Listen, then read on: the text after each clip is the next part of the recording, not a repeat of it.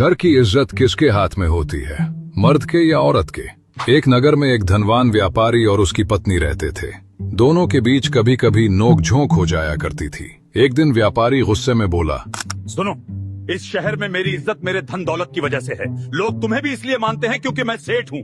तुम्हारी कोई अलग पहचान नहीं है। सेठ जी, भूल जाइए मत, घर की लक्ष्मी चाहे तो एक क्षण में घर की इज्जत मिट्टी में मिला सकती है और चाहे तो आसमान तक पहुंचा सकती है। आपकी इज्जत मेरे हाथों में है। व्यापारी ने हंसकर कहा,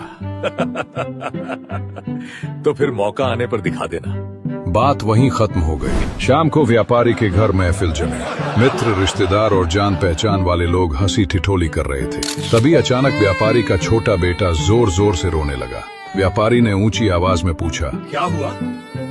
बच्चा क्यों रो रहा है? अंदर से पत्नी बोली, आपका बेटा बार बार खिचड़ी मांग रहा है, जबकि अभी पेट भरकर खा चुका है। घर में बाकी लोगों का भी सोचना है, सब कुछ इसी को कैसे दूं? महफिल में सन्नाटा छा गया। लोग आपस में बुदबुदाने लगे। इतना बड़ा सेठ और घर में खिचड़ी के लिए झगड़ा? व्यापारी का चेहरा लाल पड़ गया। उसकी इज्जत वहीं धूल में मिल गई। रात को व्यापारी अपनी पत्नी के पास गया और बोला, ठीक है, मान गया। आज तुमने मेरी इज्जत सबके सामने गिरा दी। अब इसे वापस लाकर दिखाओ।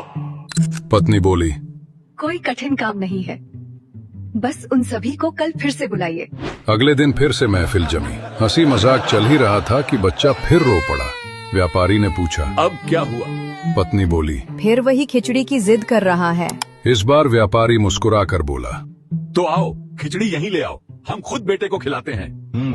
और सभी मेहमानों को भी परोस दो। पत्नी ने तुरंत रसोइयों को आदेश दिया। बड़े ठाट बाट से हांडियां लाई गई। मेहमानों को कटोरों में खिचड़ी परोसी गई, लेकिन वो साधारण खिचड़ी नहीं थी। उसमें केसर की खुशबू थी, बादाम, काजू, पिस्ता, किशमिश और घी की महक घुली हुई थी। ये खिचड़ी नहीं बल्कि शाही व्यंजन था। मेहमान एक दूसरे को देखकर सोचने लगे, अगर इनके घर की खिचड़ी ऐसी है तो इनके भोजनों का स्तर कैसा होगा? व्यापारी के घर की रईसी की चर्चा पूरे नगर में फैल गई। सेठ ने अपनी सेठानी के सामने हाथ जोड़ लिए और कहा, मान गया मैं। घर की औरत चाहे तो इज्जत बना भी सकती है और बिगाड़ भी।